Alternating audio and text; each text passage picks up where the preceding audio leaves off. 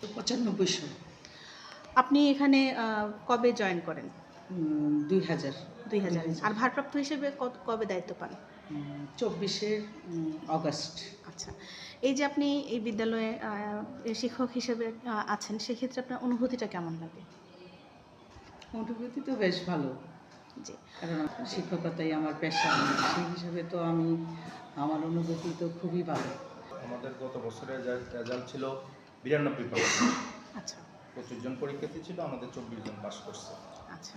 তো এবছর আমাদের প্রস্তুতি, আর গত বছর আমরা বিজয়নগরে সেকেন্ড হয়েছি এসএসসি রেজাল্টে। জি। আর এবছর আমাদের পরীক্ষার্থী হলো টোটালি 14 জন। আচ্ছা। প্রস্তুতি ইনশাল্লাহ মোটামুটি ভালো, আমরা আশাবাদী আমরা এবারও ভালো করবো ইনশাল্লাহ। শিক্ষক তো স্কুলে, ছাত্ররা স্কুলে আসবে, আর শিক্ষক তার যতটুকু শিক্ষকতা বা তার ভিতরে আছে সব দিবে।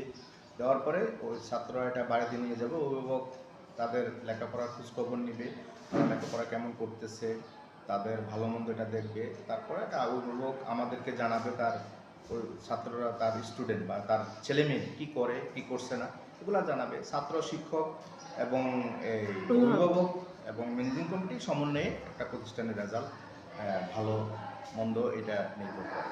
আসলে এই এলাকাটা তো আপনার অনেকটা হাওর এলাকা। এখানে স্কুলে যে ছেলেমেয়েরা স্কুলে আসতে মোটামুটি অনেকটাই ব্যাগ পেতে হয়, রাস্তাঘাটের সমস্যা আছে, বৃষ্টি হলে স্কুলে আসতে পারে না। তারপরেও আগের চেয়ে, অতীতের চেয়ে অনেক পরিবর্তন এখানে হচ্ছে, ভবিষ্যতে হবে আশা করি। তারপরে যোগাযোগ ব্যবস্থা এখন উন্নত। আগে কিন্তু যোগাযোগ ব্যবস্থা আপনি এখানে যেভাবে ইজিলি আসতে পারছেন, কিন্তু আগে ইজিলি আসা গেছে না। আপনার 2 ঘন্টা হাঁটছি, 2 ঘন্টা হেঁটে স্কুলে আসছি, তাও আমি 10টার আগে স্কুলে পৌঁছি। আমি স্কুলে গেছি, আরে বাসায় গেছি, এমনও দিন ছিল এই আমার লাঞ্চ ব্যাগে গামছা থাকতো। কিছু ব্রিজ দেখছেন, এই ব্রিজগুলোর নিচে আপনার সাঁকু থাকতো, মাঝে মাঝে আমরা আসতে যাইতে সাঁকু পাইতাম না, তখন গামছা পরে প্যান্ট খুলে পার হয়ে আবার প্যান্ট পরে স্কুলে আসতাম। ওই দিনগুলোও গেছে, কিন্তু এখন অনেকটা পরিবর্তন হয়েছে। আশা করি ভবিষ্যতে আরও পরিবর্তন। আমাদের ডিজিটাল ব্যবস্থা, আমাদের কোনো ল্যাব নাই, আমরা এটা নিয়ে অনেক পিছিয়ে আছি। আমরা সরকারিভাবে কোনো ল্যাব বা কোনো ল্যাপটপ বা কোনো কম্পিউটার এখন পর্যন্ত পাইনি। আচ্ছা, তাহলে মোবাইল ডিভাইস তো স্কুলে তারা ডিভাইস নিয়ে আসে না, কিন্তু আমরা তাদেরকে প্রয়োজনীয় নির্দেশনা দিই তারা মোবাইল ডিভাইস থেকে দূরে থাকার জন্য। কিন্তু এটা তার আমরা বাড়িটা তো আমরা করতে পারি না। আমরা অনেক আমাদের স্কুলের ডিভাইস ব্যবহারের ব্যাপারে বাচ্চাদের আমরা অনেক তাদেরকে কড়া নিষেধ জ্ঞাপন করি। মোবাইল যদি কারো কাছে পাওয়া যায় আমরা সিজ করি না। গার্ডিয়ান মিটিং করলে তেমন একটা সারা পাই না, এটা আমাদের একটা খারাপ দিক। পাই না, অনেক অভিভাবক সমাবেশ আমরা কল করছি, কিন্তু কোনো অভিভাবক আমাদের আশানুরূপ কোনো অভিভাবক আমরা পাই না। তার বিকাশের জন্য কারিকুলাম আসলে অনেকটাই জরুরি মেধা বিকাশের জন্য।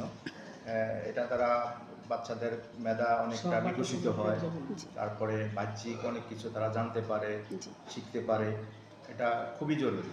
এটা পাঠ অভ্যাস কর্মসূচি চালু ছিল, এটা কিন্তু এখন বন্ধ হয়ে গেছে। এটা পরবর্তীতে হয়তো আপনারা আবার এটার দায়িত্বে আমি ছিলাম। আচ্ছা, এটার বইগুলো আমার তত্ত্বাবধানে আছে, আগের বইগুলো, কিন্তু এটা মধ্যখানে চালু করোনার সময় বন্ধ হয়ে গেছিল। পরে আইসা আবার চালু করছিল, চালু করার পরে আবার বন্ধ হয়ে গেছে। এটা আবার পরবর্তীতে হয়তো যদি চালু হলে ভালো হবে আপনাদের জন্য। আমরা প্রতিরোধ করার যথেষ্ট চেষ্টা করি। যখনই আমরা শুনি যে কোথাও বিয়ে হচ্ছে বাল্যবিবাহ, তখনই আমরা উপজেলা নির্বাহী অফিসারকে ইনফর্ম করি, তারপর ওনার মাধ্যমে আমরা প্রতিরোধ করার চেষ্টা করি। জি, তো মনে করেন আমরা যতক্ষণ থাকি বিভিন্ন সেমিনারে তাদেরকে বোঝানো হয়। জি, ব্যাপারে আমি একটু বলি, বাল্যবিবাহটা এখানে এমন পর্যায়ে গেছে, বাল্যবিবাহ আমরা যতই বাধা সৃষ্টি করি, কিন্তু বাধা সৃষ্টি করার পরে কি হয়, এখান থেকে নিয়ে দূরে গিয়ে বাবার বাড়িতে নানার বাড়িতে চলে যায়, দিয়ে বিয়েটা দিয়ে দেয়। আর বাল্যবিবাহটা এমন একটা জিনিস আমরা তো প্রতিরোধ করতে পারবো না। এখানে জন্ম নিবন্ধনের একটা ব্যাপার আছে। তো জন্ম নিবন্ধন আমাদের কাছে যখন জন্ম নিবন্ধনের বয়স বৃদ্ধি করে জন্ম নিবন্ধনটা আবেদন করবে, আমরা দেই না। এটা পরে উপজেলা বা ইউনিয়ন পর্যায়ে তারা কেন জানি কিভাবে করে ওরা বাল্যবিবাহ।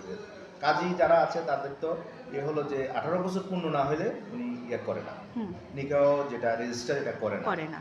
উনি ওইটা ওনার এখানে লোকাল কাজী যিনি আছেন ওনার একটা ভূমিকা আছে, উনি কিন্তু তেমন একটা ভূমিকা রাখে না। উনি বলে যে তোমরা ওই যদি জন্ম নিবন্ধন এনে দিতে পারো 18 আমি বছর করে পূর্ণ, দিব। আমি করে দিব। তো ওরা ওইভাবে কেন জানি কেউ এটা ব্যবস্থা করে নিয়ে আসে, উনি করে। তার মানে এটা আমাদের ইউনিয়নের চেয়ারম্যান মেম্বার যারা মেম্বার, আছেন তারা- সকল সেক্টরের দায়িত্ব দায়িত্ব আছে, শুধু আছে। আমাদের না, জি। তার লক্ষ্যে পৌঁছতে পারি।